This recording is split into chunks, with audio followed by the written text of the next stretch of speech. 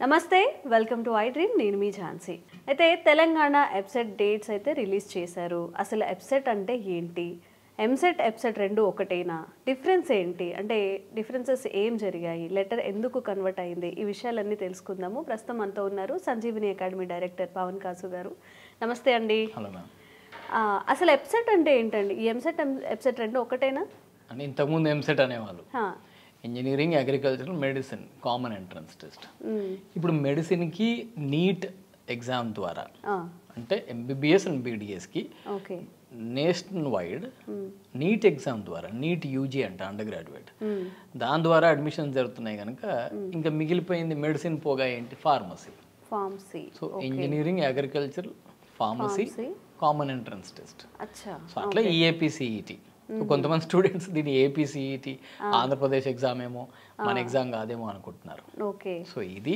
ఎంసెటే ఇంతకుముందు ఎంసెట్ అనేవాళ్ళం ఇప్పుడు ఎప్సెట్ లేదా కాబట్టి pharmacy has replaced medicine actually yes అందుకే దాన్ని ఎప్సెట్ అంటున్నారు ఓకే ఎలా ఉండబోతుందండి ఎగ్జామ్ ఎలా ఉండబోతుంది ఎన్ని అప్లికేషన్స్ వచ్చాయి అంటే డేట్స్ అనౌన్స్ అయ్యాయి కదా so first what the technical board does is first dates announce చేస్తారు ఈ సిఈటీ అంటారు కదా సెట్ సో అన్ని సిఈటీస్కి డేట్స్ అనౌన్స్ చేస్తారు దానిలో భాగంగానే ఎంసెట్ లేదా ఎప్సెట్ కూడా డేట్స్ అనౌన్స్ చేశారు దీనిలో బైపీసీ వింగ్ ఉంటుంది చూసారా ఫార్మసీ అగ్రికల్చర్ లాంటి కోర్సెస్కి సో దీనికేమో ఏప్రిల్ 29 and 30 ఓకే 2 days ఆ తర్వాత May 2nd and 5th is for engineering వాళ్ళకి ఎంపీసీ విద్యార్థుల కోసం జరిగేది సో ఇట్లా దాన్ని డివైడ్ చేశారు డేట్స్ అనేవి yes ma'am so dates announce అయ్యాయి దీని నోటిఫికేషన్ ఎప్పుడైతే ఆఫీషియల్గా రిలీజ్ అవుతుందో అప్పుడు మొత్తం దీని తీరుతెన్నులు అంటే ఎగ్జామ్స్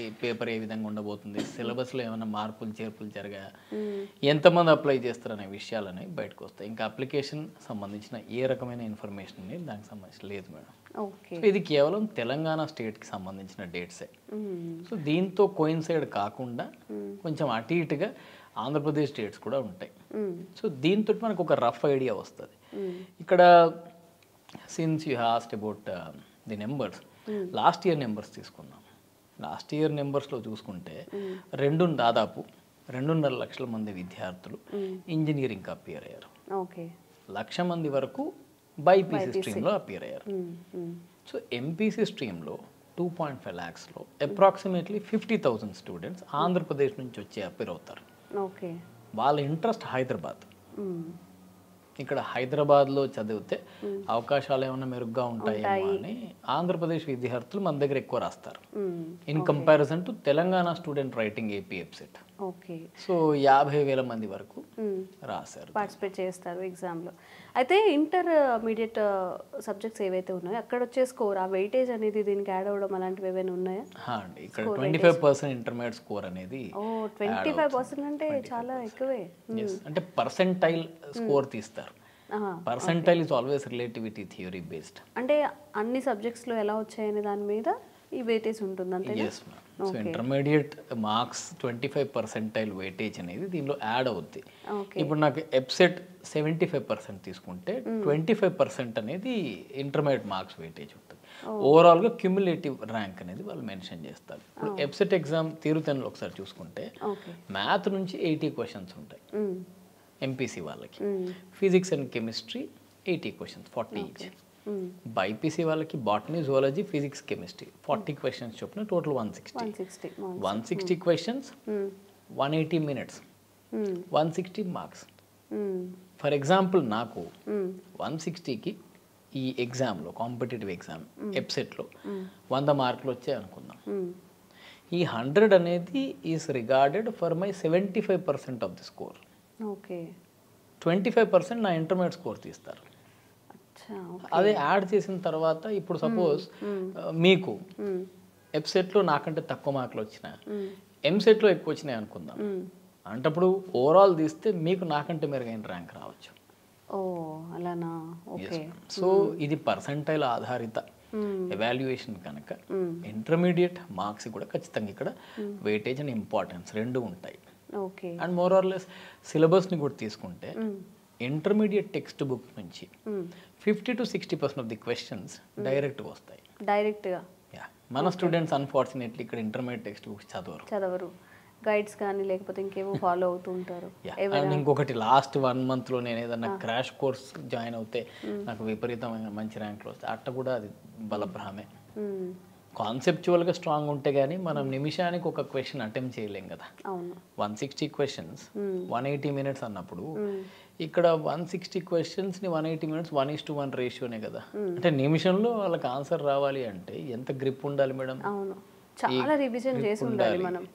అంటే దీనికోసం వీళ్ళు ఏం చేయాలంటే ఫార్ములాస్, డెఫినేషన్స్, దీనికి సంబంధించిన సమ్మరీ అనేది రాసుకుని ఉండాలి. అట్లీస్ట్ ఇంటర్మీడియట్ ఎగ్జామ్స్ అయిపోయాక వీళ్ళు ఆ ఫార్ములాస్ అండ్ డెఫినేషన్స్ ఒక చోట సమ్మరైజ్ చేయాలి. ఇవాళ రేపు పిల్లలు ఏంటంటే సమ్మరైజ్ చేయంటారా మీ స్వహస్తాలతో రాసి అంటే, సార్ దీనికి ఏమైనా గైడ్ దొరుకుతుందా అని అడుగుతున్నారు.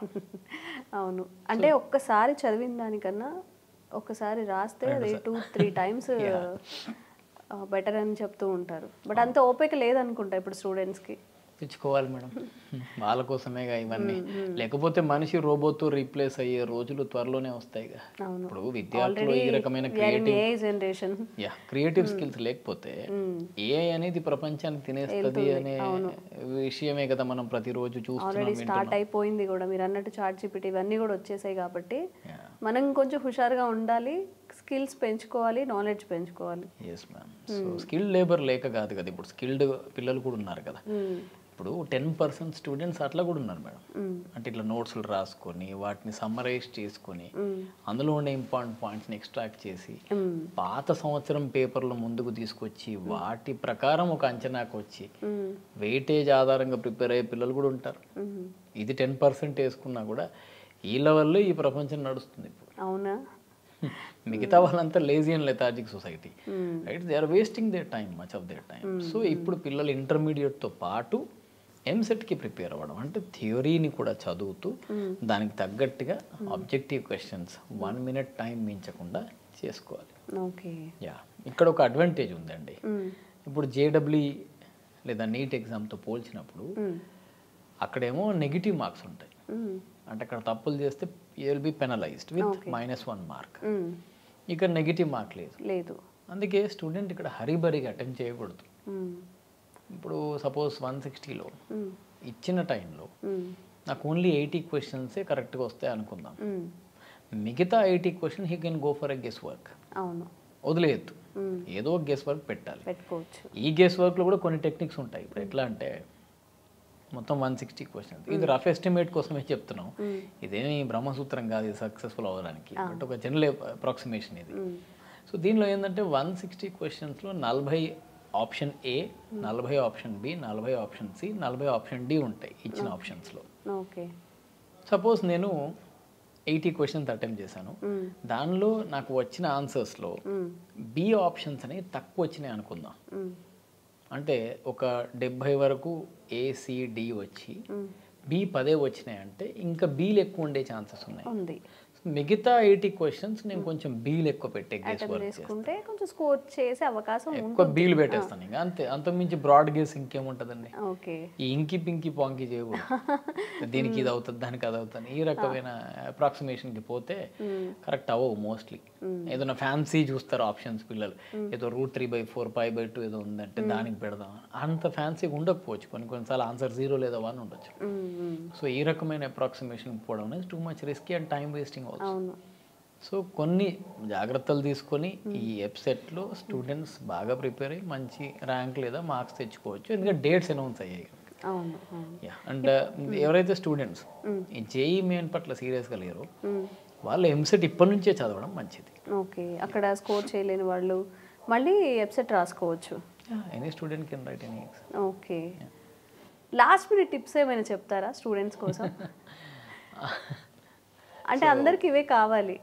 మనం టైం వేస్ట్ చేసిన తర్వాత పేరెంట్స్ కోసము అప్పుడు అందరూ అరే మా డాడీ ఇంత కష్టపడి చదివించారు కదా నాకు స్కోర్ రాదేమో అని చెప్పి హరీబరీ స్టూడెంట్స్ అందరికి యూస్ఫుల్ అయ్యే ఏమైనా last time why not ma'am. ఇప్పుడు మా పాయింట్ నెంబర్ 1, ఇంటర్మీడియట్ చదువుతున్నప్పుడు ఇప్పుడు నేను ఇవాళ కెమికల్ కైనెటిక్స్ అనే చాప్టర్ సెకండ్ ఇయర్ కెమిస్ట్రీ నుంచి చదివినప్పుడు దానిలో ఉండే ఇంపార్టెంట్ ఇన్ఫర్మేషన్ మొత్తం సమ్మరీ రూపంలో మన టెక్స్ట్ బుక్లోనే ఉంది. ఇది చదవండి. రెండోది మీరు last 10 to 5 years question paper ఆధారంగా ఏ చాప్టర్కి ఎక్కువ వెయిటేజ్ ఉంది అనే ఎనాలిసిస్ రిపోర్ట్ ఇంటర్నెట్ నుంచే తీయండి, దానికి మీరు కష్టపడాల్సిన అవసరం లేదు. ఇట్స్ రెడీలీ అవైలబుల్, గూగుల్లో టైప్ చేయడం వచ్చేస్తుంది. మూడోది మాక్ టెస్ట్లు అంటూ ఎక్కువ నెంబర్ ఆఫ్ PYQs రాయాలి, ప్రీవియస్ ఇయర్ క్వశ్చన్ పేపర్స్ రాయాలి. ఓకే, అవే అటెంప్ట్ చేయండి రిపీటెడ్గా, బికాస్ ఎంసెట్లో ఒక 30 to 40% క్వశ్చన్స్ రిపీట్ అవుతాయి. ఈ 3 జాగ్రత్తలు తీసుకుంటే సరిపోద్దండి. ఓకే, ఇవి లాస్ట్ మినిట్ టిప్స్గా గుర్తుపెట్టుకోవాలి. ఇప్పుడు మీరు ఏవైతే ఇందాక చెప్పారో, ఒకవేళ మనం అటెంప్ట్ చేసేటప్పుడు ABC ఎక్కువగా వచ్చినప్పుడు ఏదైనా వేరే C or D options and ఇప్పుడు మీరు చెప్పినవి. థ్యాంక్ యూ అండి, థ్యాంక్ యూ సో మచ్.